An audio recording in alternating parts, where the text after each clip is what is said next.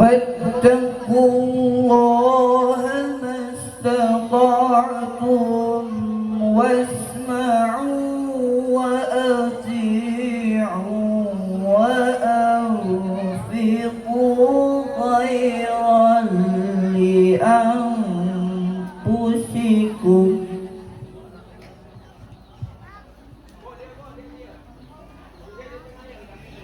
ومن يوق شح نفسه فأولئك هم المفلحون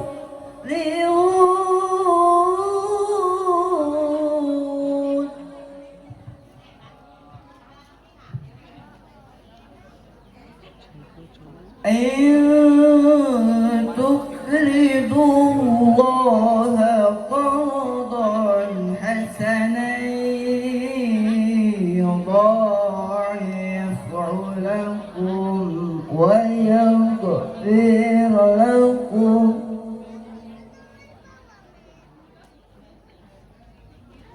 والله شكور حليم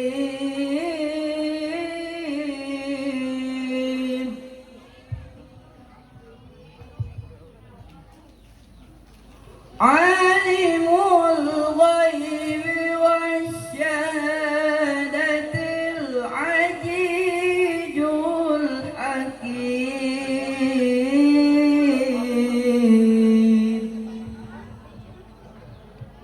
عالم الغيب والشهادة العزيز الحكيم صدق الله العظيم.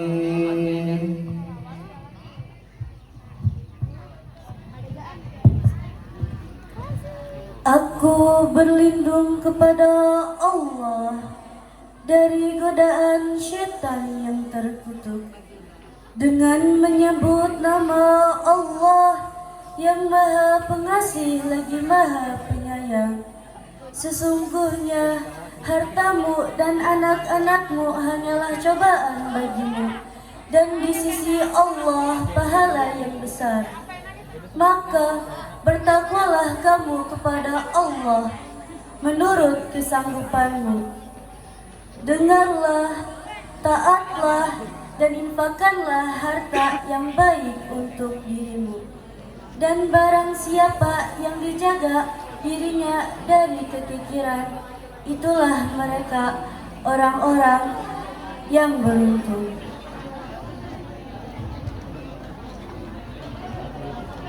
I seek refuge in Allah from the temptation of the accursed Satan. In the name of Allah, the most gracious, the most merciful.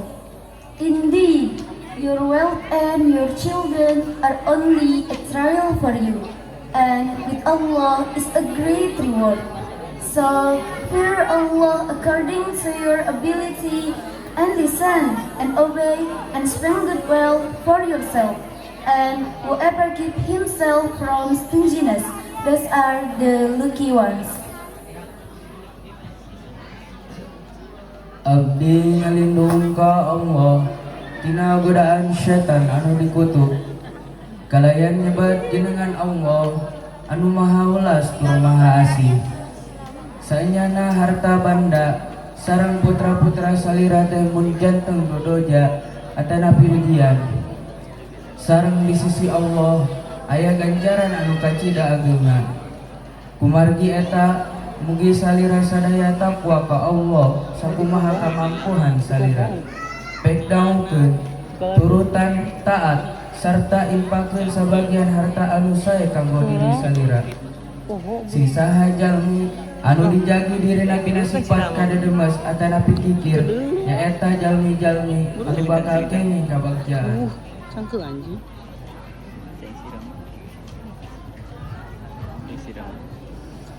Jamaah yang dimuliakan Allah, berdasarkan penafsiran Al-Maraghi dan Ibnu Katsir Terhadap surat At-Taqabun ayat 15 sampai 16, Allah menegaskan bahwa harta dan anak merupakan fitnah, yakni ujian yang dapat melalaikan manusia dari ketaatan kepadanya.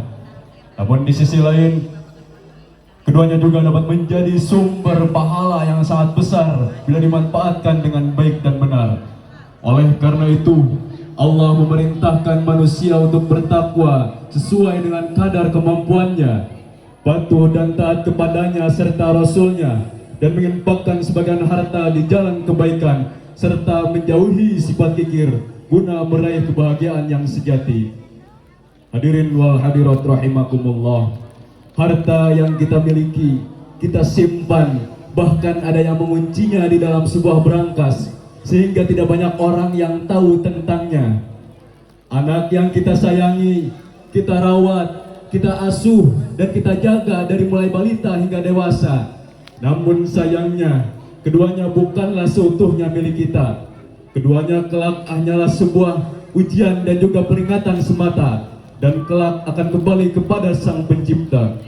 Lalu kita hanya akan dipertanyakan apa yang telah kita lakukan dan gunakan dengan keduanya. Harta dan anak dimanfaatkan dengan bijak, maka akan menjadi ladang pahala yang sangat besar di sisi Allah Subhanahu wa Ta'ala.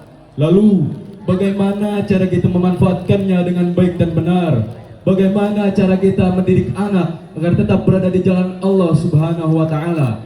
Maka ketahuilah, Islam datang bukan hanya sekedar memberikan peringatan, tetapi juga menghadirkan solusi agar hamba-hambanya selamat hidup di dunia maupun di akhirat, serta mendapatkan kebahagiaan yang abadi. Hadirin wal hadirat rahimakumullah, pada ayat 15 surat At-Taqabun dijelaskan bahwa harta dan anak merupakan ujian yang Allah berikan kepada manusia untuk mengetahui siapa yang bersyukur dan siapa yang kufur.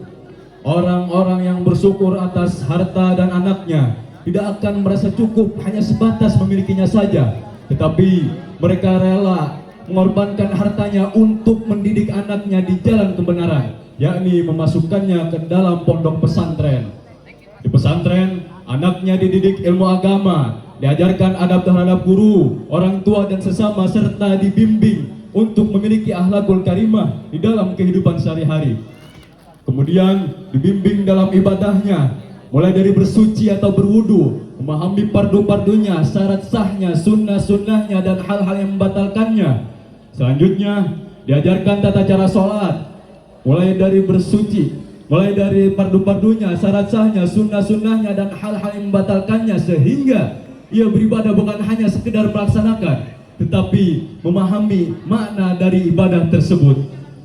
Orang tua yang rela mengorbankan hartanya untuk mendidik anaknya, didekatkan dan juga dikenalkan kepada Allah Subhanahu wa Ta'ala adalah orang tua yang bersyukur atas anugerah yang Allah berikan kepadanya.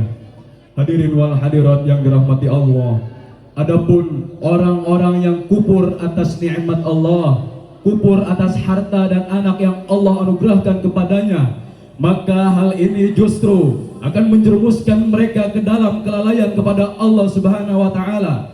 Mereka menjadi pribadi yang egois, kikir, bahkan terhadap dirinya sendiri pun mereka enggan mengeluarkan atau menginfakkan hartanya di jalan kebaikan untuk diri mereka sendiri, hidup di dunia maupun di akhirat. Orang-orang yang seperti ini adalah golongan orang-orang yang sangat merugi, karena mereka tidak mampu memanfaatkan hartanya dengan baik dan benar, dan juga tidak mampu mendidik anaknya agar tetap berada di jalan Allah Subhanahu wa Ta'ala. Padahal keduanya adalah amanah yang sangat besar dan akan dimintai pertanggungjawaban.